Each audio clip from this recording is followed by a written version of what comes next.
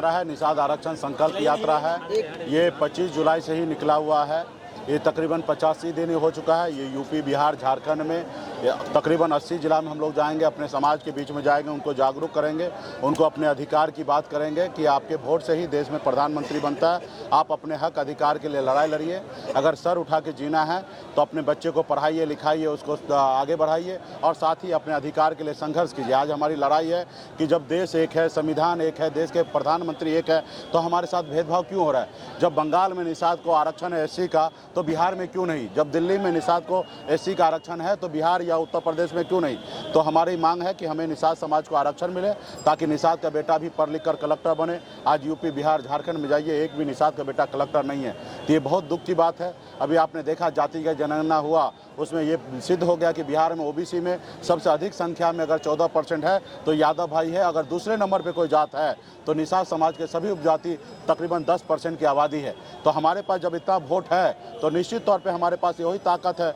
UP, Bihar, Jharkhand में जो हमारा दोस्त बनेगा वो 60 लोकसभा सीट जीतेंगे, जो दुश्मन होगा वो 60 लोकसभा सीट हारेगा। इसलिए मजबूती से हम लोग पूरे यूपी, बिहार, झारखंड में पार्टी को मजबूत कर रहे हैं, संगठन को मजबूत कर रहे हैं, पार्टी के लोगों के बीच में जा रहे हैं, अपने लोगों को जाके आग्रह कर रहे हैं, उनको संघर्ष करने के लिए प्रेरित कर रहे हैं। और उसी के क्रम में आज कटिहार जिला में आए हैं और आपने देखा कि किस तरीके से यहाँ पे हजारों की संख्या में माता, बहन, नौजवान साथी सभी ने हाथ में गंगा जल लेकर सभी ने संकल्प ले लिया है कि किसी हाल में भी हम अपने पार्टी, अपने नेता के साथ रहेंगे, किसी का नहीं सुनेंगे। जब तक हमारा आरक्षण नहीं देगा तब तक हम किसी का बात नहीं मानेंगे। तो आज निश्चित तौर पे ये हमारी जीत है। हिंदुस्तान में आपको पहली बार देखने के लिए मिलेगा कि एक बड़ा समुदाय जो 10% की आबादी है वो निश्चित तौर पे आने वाला समय में आरक्षण के लिए लड़ाई लड़ रहा है।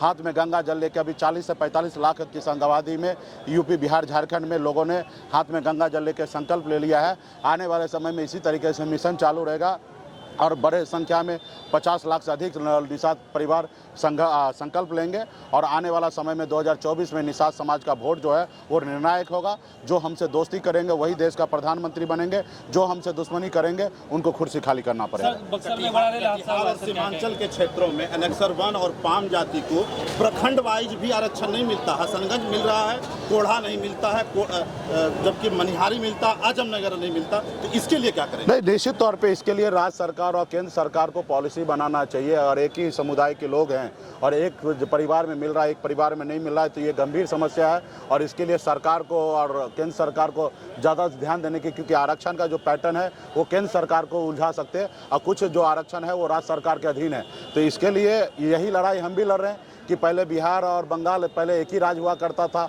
बंगाल अलग हुआ, हिंदुस्तान का ही पार्ट है, एक ही संविधान से बंगाल चलता है, लेकिन वहाँ पे निषाद को आरक्षण है लेकिन बिहार में नहीं है। यही हमारी लड़ाई है कि 77 साल बीत गया, दिल्ली में बहुत सारे नेता आए गए लेकिन हमारी समस्या को दूर नहीं किए। इसलिए इस बार हमारी अपनी पॉलिटिकल पार्टी है और आने वाले समय में जिस तरीके से हमारे पास बिहार में 4 विधायक बना, सरकार का चाबी हमारे पास था, आने वाले समय में संघर्ष करेंगे, 10-20 सांसद भी बनाएंगे और दिल्ली का भी चाबी हमारे पास होगा। और निश्चित तौर पर जब हमारे पास दिल्ली का चाबी होगा तो सभी वर्ग, सभी जाति, धर्म के लोगों के लिए हम लोग न्याय करेंगे।